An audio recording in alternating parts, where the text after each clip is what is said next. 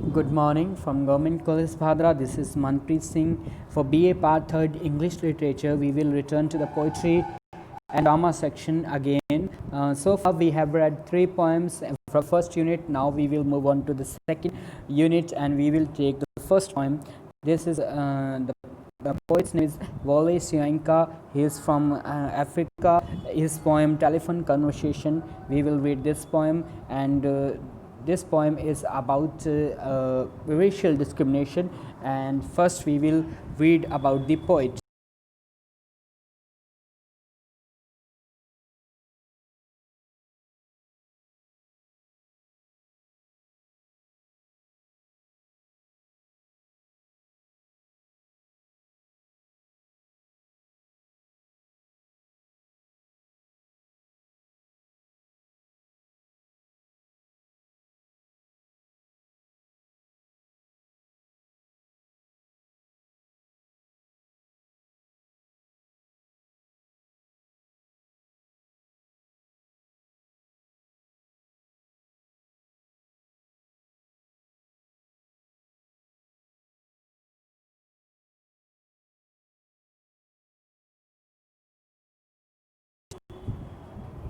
So about Wole Soyinka, this is his picture.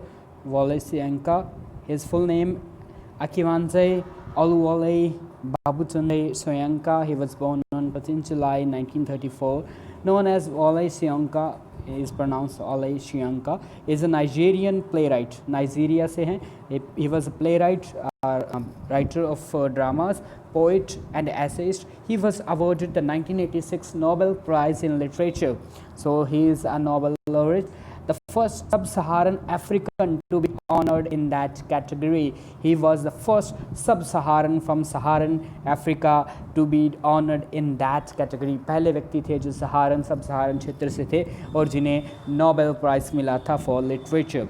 Soyinka was born in Yoruba family in Abeokuta. ये एक प्रकार का उनका कबीला था. In 1954 he attended government college in Ibadan and subsequently University College Ibadan and the University of Leeds in England. इसके बाद ये पहले कॉलेज फिर यूनिवर्सिटी, उसके बाद University of Leeds in England, वहाँ भी ये पढ़े.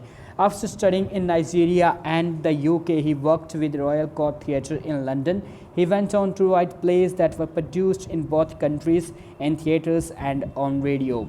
He took an active role in Nigeria's political history and struggle for independence. Its struggle for independence from Great Britain. तो अंग्रेज़ों के विरुद्ध नाइजीरिया के स्वतंत्रता संग्राम में भी इन्होंने काफ़ी हिस्सा लिया. In 1965 he seized the Western Nigeria Broadcasting Service Studio and broadcast a demand for the cancellation of the Western Nigeria regional elections. उन्होंने क्या किया, रेडियो ब्रॉडकास्टिंग सर्विस के ऊपर कब्जा कर लिया और वहाँ से मांग की कि वेस्टर्न नाइजीरिया रीजनल इलेक्शंस को निरस्त किया जाए, कैंसिल किया जाए. In 1967, during the Nigerian civil war, he was arrested by the federal government of General Yakubu Gowon and put in solitary confinement for 2 years. 2 साल तक इन्हें एकांतवास उस प्रकार के अकेले जेल में वहाँ इन्हें रखा गया. He wrote his first plays during his time in London.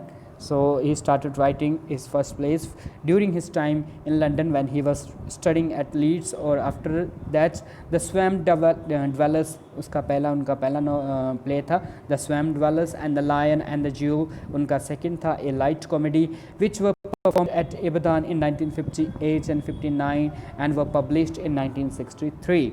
Later historical comedies, historical व्यंग्यात्मक comedies भी are the trial, जैसे The Trial of Brother Jero, performed in 1960, published in 1963 with its sequel Jiro's Metamorphosis. ये perform किया गया stage पे 1974 में, publish हुआ 1973 में, पहले पब्लिश हो गया था. A Dance of the Forest, performed in 1960, published in 1963.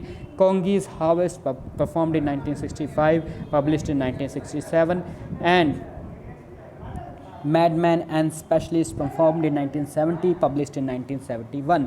तो ये इनके शुरुआत के प्लेस थे जो इन्होंने लिखे, जो परफॉर्म हुए स्टेज पे और पब्लिश हुए इन बुक फॉर्म. आप इनमें से 2 या 3 याद रख सकते हैं। उनकी पोएम्स के बारे में बात करें, सोयंका's poems which show a close connection to his place, जो काफ़ी कुछ उनके प्लेस की तरह ही हैं, और collected in Idanre and other poems. ये उनकी एक पोइट्री कलेक्शन था, Idanre and other poems 1967, poems from prison 1969, a shuttle in the crypt and the long poem Ogun Abibiman, ये इनकी 1976 में ये बड़ी पोएम छपी थी, and Mandela's earth and other poems 1988। तो ये एक स्वतंत्रता सेनानी थे अपने देश के लिए, नाइजीरिया के लिए, और रेशियल डिस्क्रिमिनेशन के विरुद्ध भी ये काफ़ी लड़ते रहे हैं।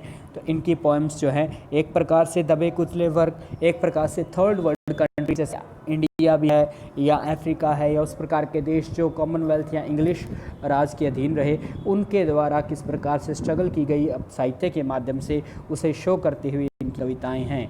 तो famous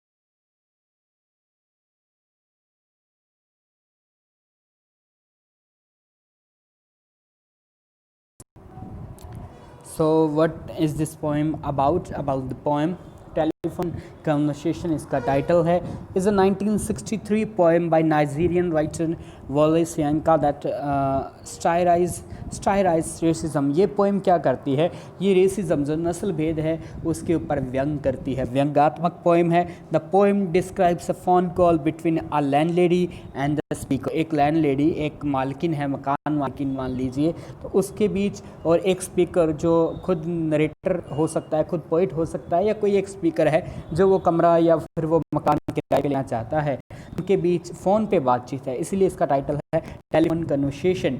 the speaker who is black about renting an apartment, एक अपार्टमेंट वो रेंट पे लेना चाहता है, एंड ही इज़ ब्लैक, वो अफ्रीकन है, वो अफ्रीका मूल का है, और जैसा कि ने शब्द यूज़ किया ब्लैक है, उस प्रकार से उसका कलर स्किन कलर है, उस नस्ल का है।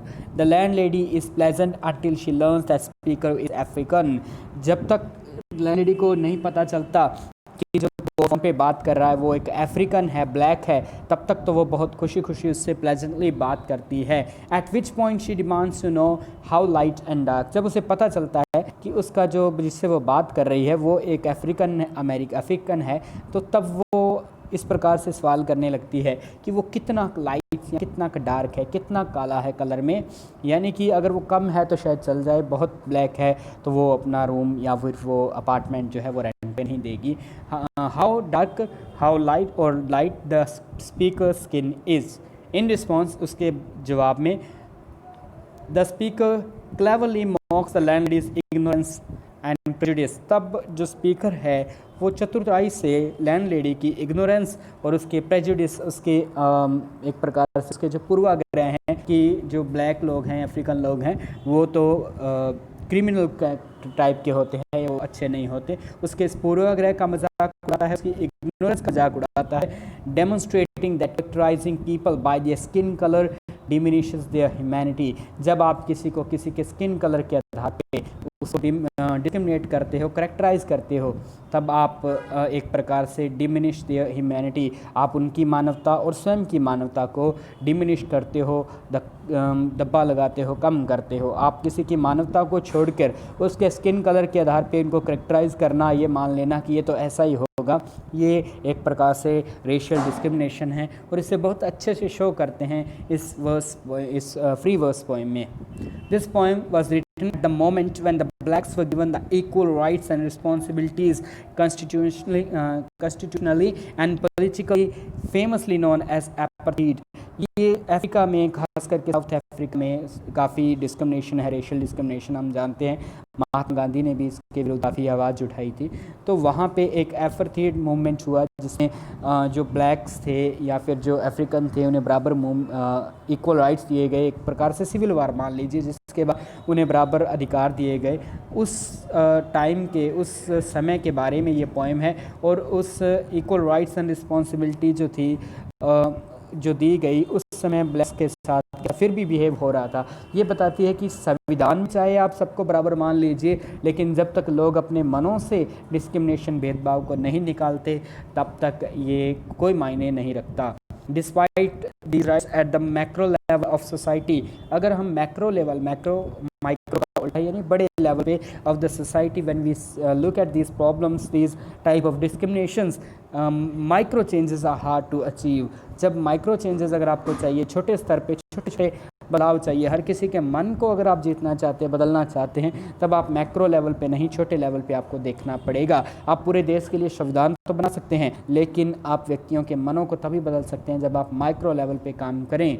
Racial discrimination does not and until the landlady is changed personally, जब तक लैंडलेडी खुद मानसिक रूप से नहीं बदल जाती, मानसिक रूप से वो सही गलत को नहीं समझने लगती, तब रेशियल डिस्क्रिमिनेशन जो नस्ल भेद है वो नहीं मिट सकता। So this is about the poem. We will read the poem in the next video. So far we read about the poet and about the poem. So it is required of you to make notes about the poet, his works, his literary style, and learn about his poem and how racial discrimination has been a big impediment between the development and human society. So we will read the poem in the next poem. Any questions? If you have any questions, you can comment or you can post at YouTube under or in Google Classroom. You can write to me personally at WhatsApp also. Thank you.